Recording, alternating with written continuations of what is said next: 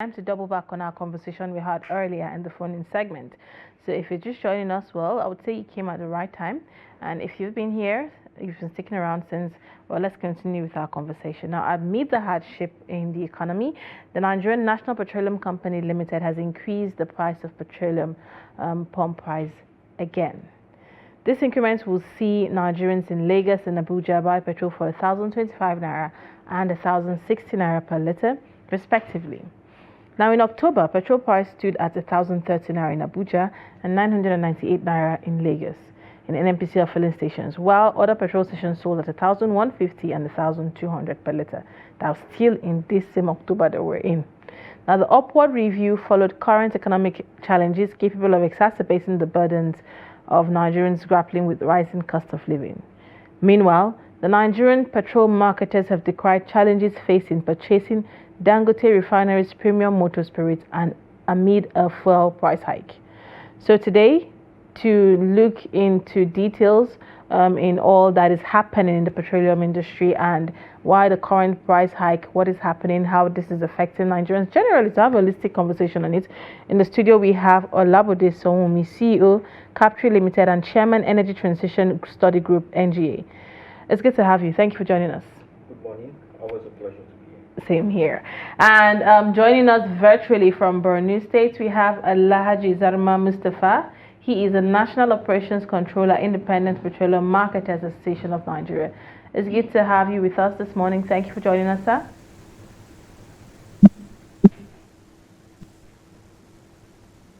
Okay. I'll start off with you now.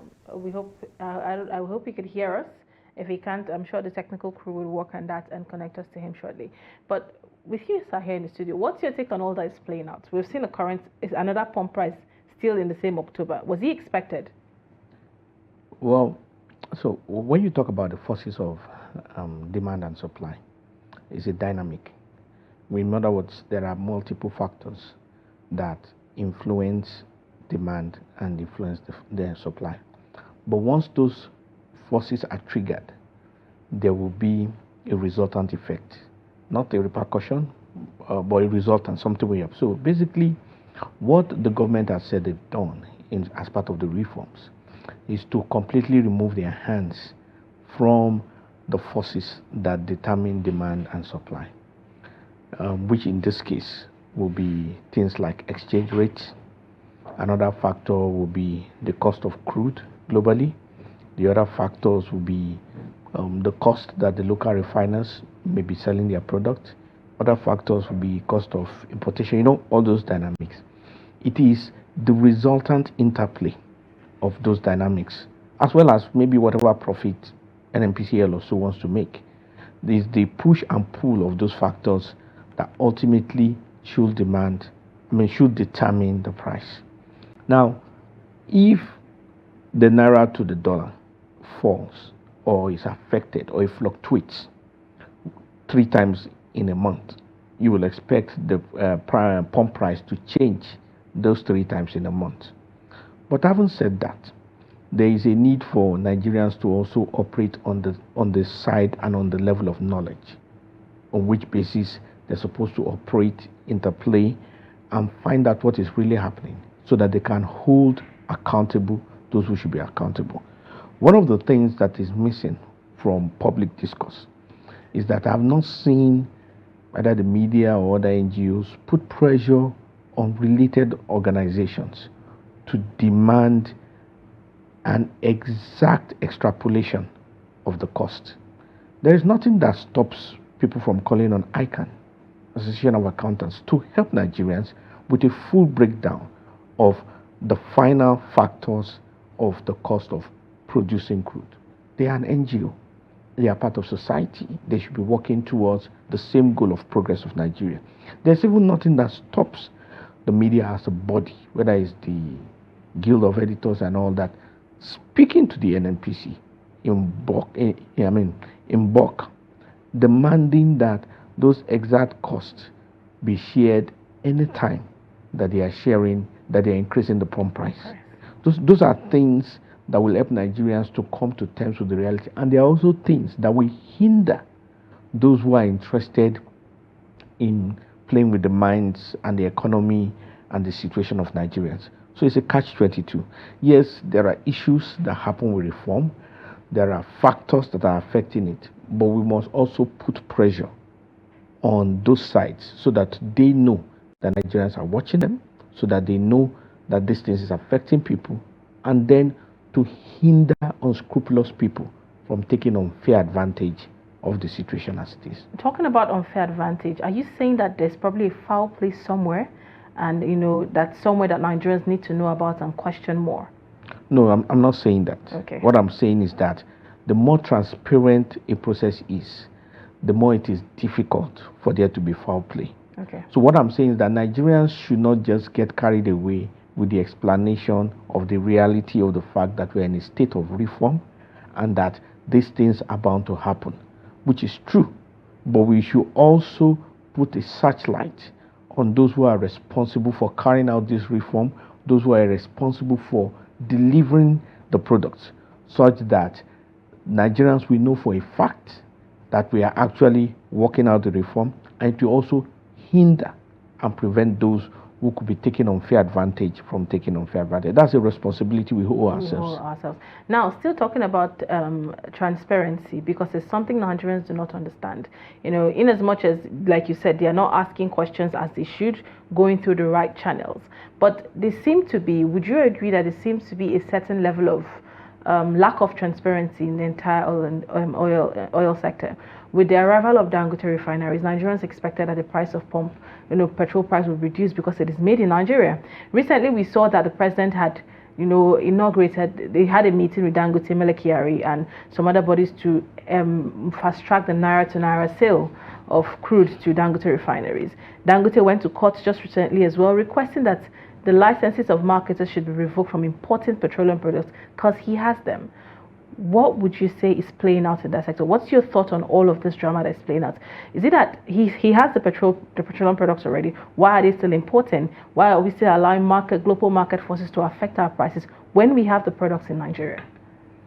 Okay, I don't know whether he has the products. He said he has to the amount that he says he has. Okay. So definitely we have some products they are refining, but the marketers and the regulator are not saying that. In fact, the regulator is quiet because of the issues they've had in the past. But it is not impossible for somebody to make an assertion and later be disproved. So where the marketers have a different view and he has a different view, it is important that there's a third party, and the third party who is responsible for being the arbiter in the whole process is the regulator.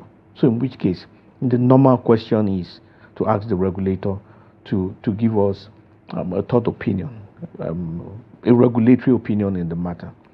It should be understood that when a businessman or a corporate organization speaks in public, they did not swear an oath when speaking.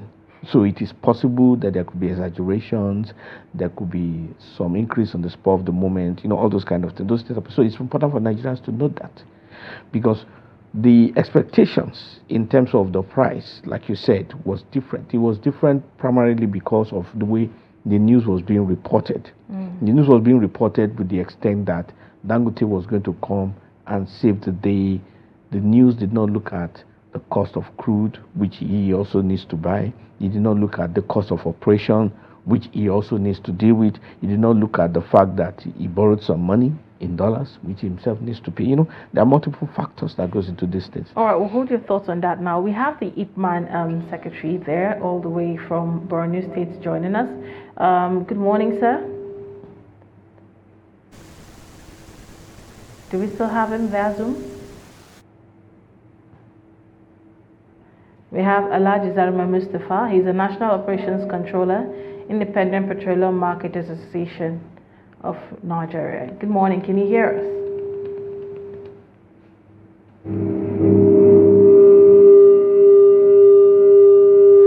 All right. If you can hear us, I think I would love to understand what is happening between IPMAN and Dangote. It seems we still have a network glitch on that end with him. No, but let's get back to you, sir. You here in the studio. Networks could be very unreliable sometimes. Now, let's look at what are your expectations from NNPCL and what are your expectations from NNPCL and Dangote at this point in time that we see cost price increasing? You know, what would you expect them to do differently that would make Nigerians understand what is really happening in the oil sector? Okay, for starters, they need to make more transparent their pricing and what's happening. I mean, officially, Dangote has not announced its own price. NNPCL announces their price and all that. So there are some things, and they need to break down how that price is arrived at, primarily because NNPCL is government. Dangote may not need to break down that price because it is private, but it should, in the interest of the overall development of the industry, announce its own pricing. That's on one side. But there was a point I was trying to speak to in the previous question.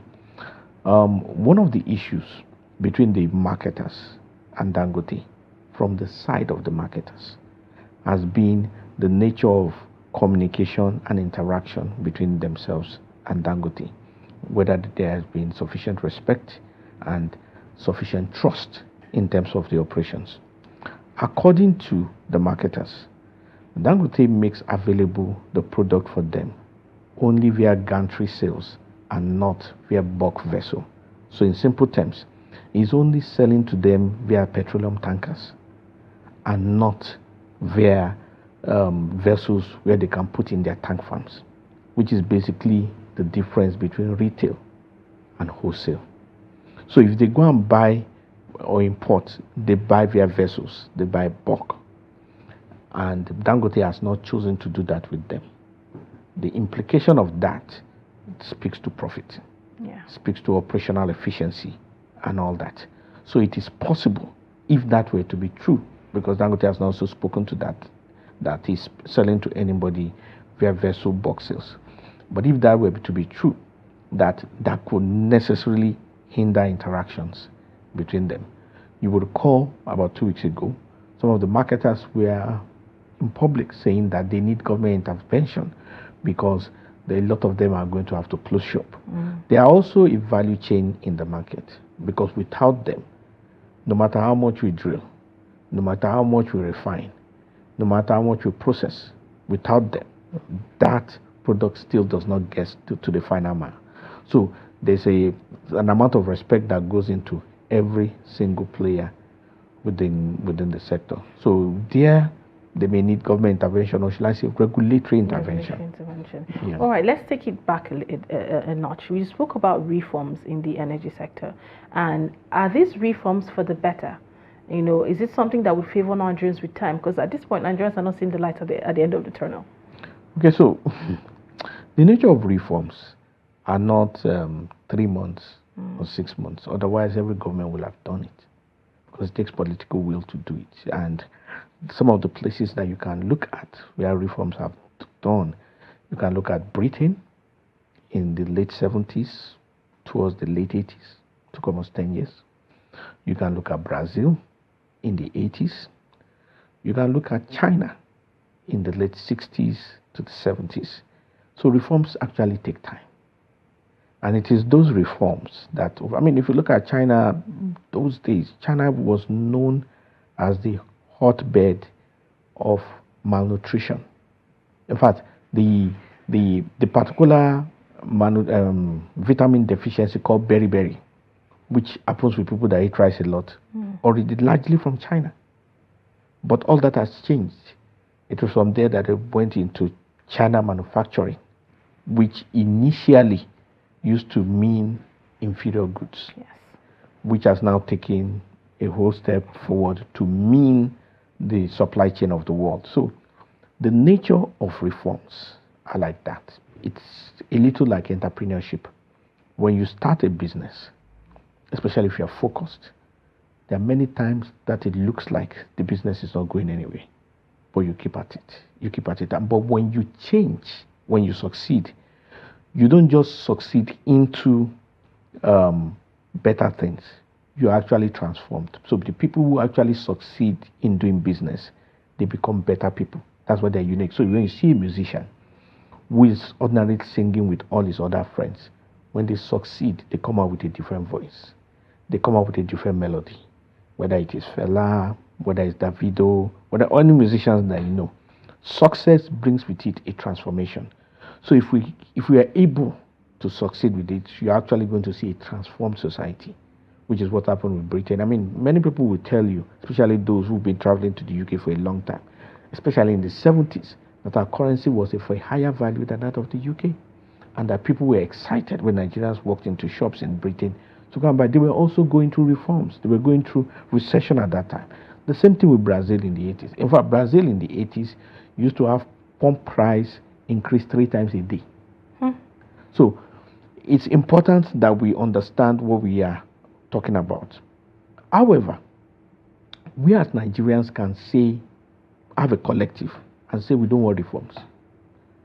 That would be a choice for us. But the implication is also that we don't want progress. So it is like somebody that has malaria and has leprosy is bound to take some medicine that will not be sweet. But if that person insists he doesn't want medicine that is not sweet, that is only sweet, and the doctor can decide to be giving him Panadol and vitamin C, it will cure some headache, but you and I know that it's not going to solve any problem. The nature of those things. So, and I think in that place too, the government owes it to the people to educate in careful detail what these things mean, the kind of progress they should be looking at, and what they should be doing to make progress in it. Because in Australia, I think it was like 2008 when I was in Australia, when during the there was a global economic crisis. Practically everybody in Australia became an economist because virtually every 3 hours or so, there were programs that was looking at different aspects of society, explaining how the global meltdown was affecting the economy and what the government was doing. So today they may take housewives cooking or gas available in the home. They may take the market supply of vegetables, all those kind of things. Government need to do it. They need to do basic details of how the economy is being impacted and distribute it to all the 3 languages in all the 734 local governments to make people to think. Because one of the things that really needs to happen is kind of like what happened in the Scandinavian countries in the mid-80s, when they at a time even thought that they could perish because there are not that many. But they are now one of the richest nations in the world. One of the things they do, if you look at Sweden, it has a population of slightly over 6 million. Sorry, or slightly under 10 million. Norway has 5 million plus. But Sweden has close to 10 of the Fortune 100 companies in the world. Those are companies whose turnover is even bigger than Nigeria's budget. You're talking about Ericsson. You're talking about Volvo. You're talking of Sahab. You're talking of IKEA in a country of less than that. One of the focus in terms of how they do their business is to ensure that once a business has survived beyond 3 years, basically shows that the owner kind of knows something that he's doing, they encourage the business to go abroad. Even if the person is watching janitorial services, that person is encouraged to carry that service abroad. So with the result that 90% of their businesses are international one way or the other, and they bring in forex. Okay, at this point in time, it's a good thing we've put this out there, and we hope that Nigerians will understand. And I also believe that there's a trust deficit between Nigerians and the government, and this is as a result of lack of communication on what the government is actually going at, and due to past experiences of corruption in the economy and by political officials. So it takes Nigerians time to believe and understand that there's actually genuine intention behind whatever processes that has been undertaken by the government or political leaders. But let's talk about the future of the petroleum industry in Nigeria. Where do you foresee, especially with the pump price, do you foresee an increase, or there's going to be a stable, a benchmark at which we know we might not get beyond, or it will eventually come down? Because people still have hopes that it might come down eventually. So where do you foresee all of this? So for it coming down is a realistic hope. That it can go up is also a possibility. Okay. So there are factors that determine it. That's what I'm saying. So it is those factors that we need to keep an eye on. So basically, it's like you are trying to lift a car up, uses a jack. So if you swing clockwise, the jack goes up. If you swing anti-clockwise, the jack goes down. So there are factors. Once those factors increase, the prices increase. Once those factors decreases, the prices decrease. So that's the issue with forces of demand and supply. But I think more than the prices going up and down, what Nigerians actually need is affordability and lower cost of living, because sometimes we're looking at the wrong things. And that's why I was talking about alternative sources of income and a different perspective to earning to cushion the effects, because those are also how those nations that went into reform actually ultimately overcame it. You get? So the way we lived our lives and manage our circumstances as university undergraduates drastically changes when we become graduates and start to work. We cannot keep our eyes on what we used to do, collecting a few change from daddy, making some exaggerations when it came to money that you needed for handout, as the only way to live our lives even after we have graduated. So things are going to change. This reform, if people absorb it, is going to change the way we look at life. It's going to change our culture as a people. It's going to change our orientation to business. It's going to change our orientation even to government income. It is that embracing that will cause that change that has not yet happened. That's the point I'm trying to make in all of this. Okay. But those are economic things, really. Okay. They're not really oil and gas.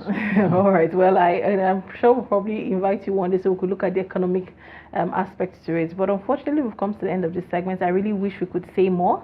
It's good to have you here with us in the studio. Thank you so much for joining us. Always a pleasure.